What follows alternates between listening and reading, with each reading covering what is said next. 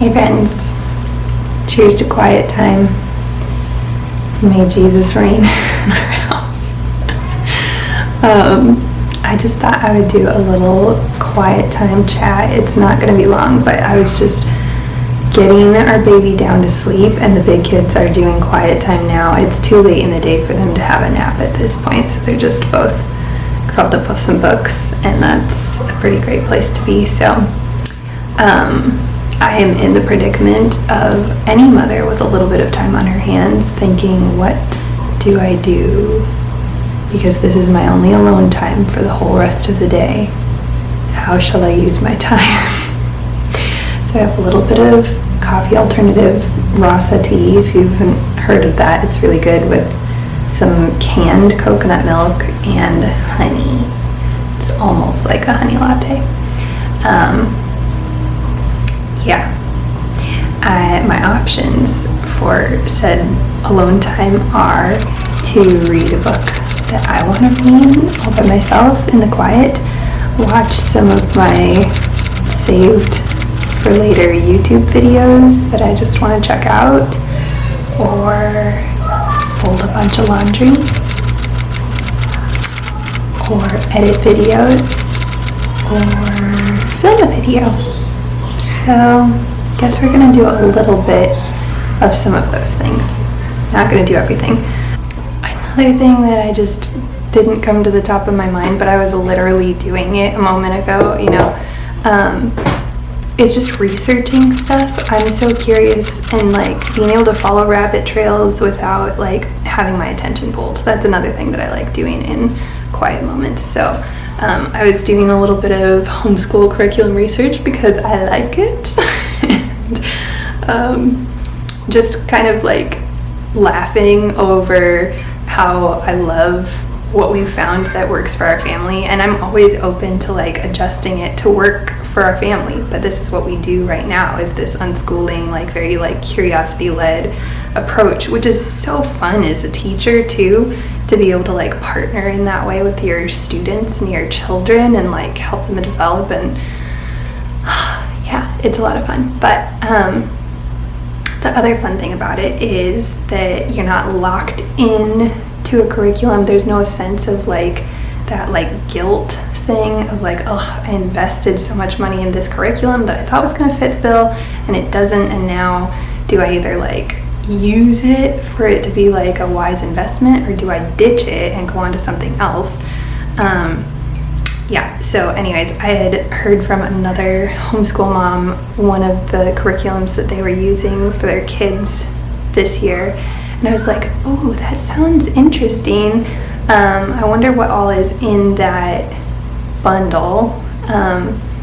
And so I was just looking up on the curriculum company's website, and hilariously, like half the bundle we already own just in books that I like thought would be great to have in our home library. So I love that. I also like how I see that across the board. Like I'm able to go into several different like bigger like well-known curriculum companies' packages and kind of see what their packages are built with, what kind of resources they used. And a lot of the times we have some of those books already, and then I'm familiar enough with the other resources that they have listed that I'm like, okay, well, we don't have that, but we wouldn't necessarily have to buy that because something else that we have is very similar to that, or something along those lines, so that's a lot of fun too. Has kind of that like the joy of the chase, of like thrifting has that, or researching, or DIYing stuff, anything like that is a lot of fun. I also need to catch up on a little bit of filling in my planner. Actually, I'll show you what I'm doing over here with that. And the kiddos are leaving their quiet time. Hold on. Okay, so right over here I have my little planner, and I basically just keep it open, and then throughout the day come in and fill out my little sections. I basically have these in little hour by hour chunks, and that is just how I do my reverse planning. of what we do in our day. We did start a fun fall unit. It is officially autumn today, and I'm sure this video will not go out this week, but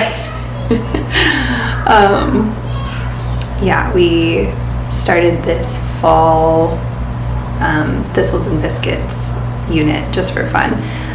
Honestly, some of the things that we do in school are like boredom busters for myself.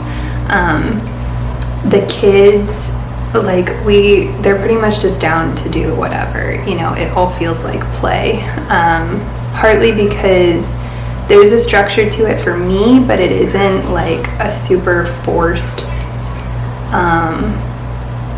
structure for them.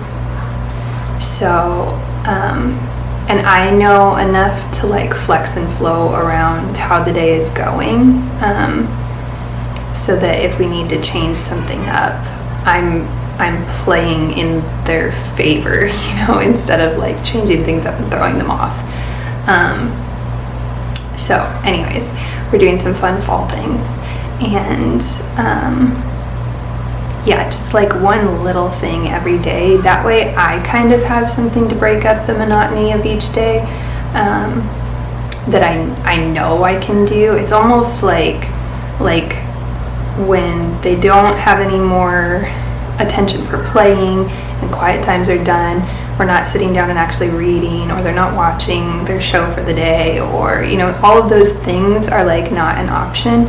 This is like the thing that I'm like, haha, we have something to do today, let's do it, you know.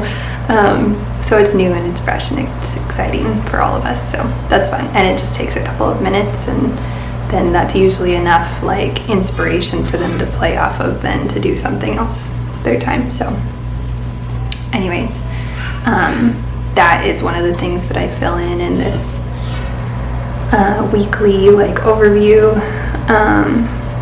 I put in when we're reading in the day and the kids playing, and when we go on walks, and if we go to the library or museums or different things like that. So it's just a good little glimpse into our day. So let me show you the book that I might be reading. I have 2 on the go. Well, I have so many started right now, so I don't know if you guys use Goodreads, if you're like a big reader.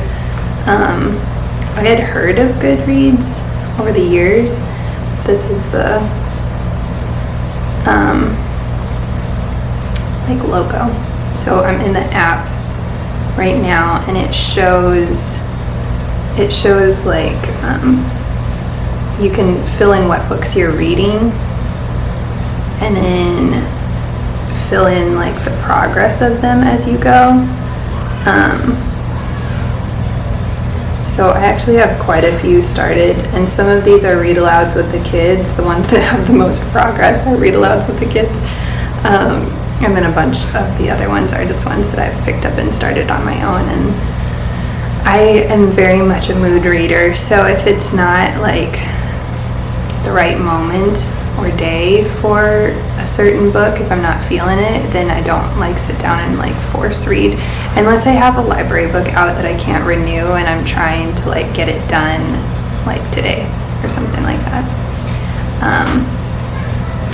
But yeah, when I was younger, I did a lot of sort of goal reading. So I had books that I wanted to get read, and I would like pick one per week and be like, you have to read this book, Chelsea, by this week. And I always felt good when I got like that book in around work and school and, you know, whatever else was going on. So sometimes that's motivating, sometimes it's just overwhelming, especially when you're a mom with like just a little bit of time on your hands. Goal reading can be overwhelming very quickly for me, so I much prefer to just go with the flow. So let me show you what I'm reading real quick. Alright, so I am going through this currently. It is huge. It's way bigger than I thought that it was, and the pages are very thin too. So anyways, I'm only like a little ways into it, but it's so good. It's very refreshing and very timely. So I'm really enjoying this one for a nonfiction read, which I've been mostly reading at night, like after the kids are in bed, while I'm waiting for Luke to come home or something like that. And then I just started this one, which I found in the juvenile fiction section of our library, and it's about a Korean American middle schooler learning about her grandparents surviving the Korean War, and doing sort of like a school project on that. And it's a very interesting read. I'm very drawn to these kinds of books, not necessarily like the main character being a middle schooler, but books about people suffering through things or going through really challenging things. So I like reading a lot of things from like World War II or immigrants or refugee or people in poverty or orphans, like all sorts of different things like that. I don't know, I think partly it puts my own sufferings into perspective, and partly it also like gives voice to some of the things that I think I feel sometimes. It makes me feel like there's some like co-suffering, I guess. I don't know, I think when you go through hard things in a world that is going through hard things, there is sort of like a, yeah, we're in the trenches together kind of thing, you know what I'm saying?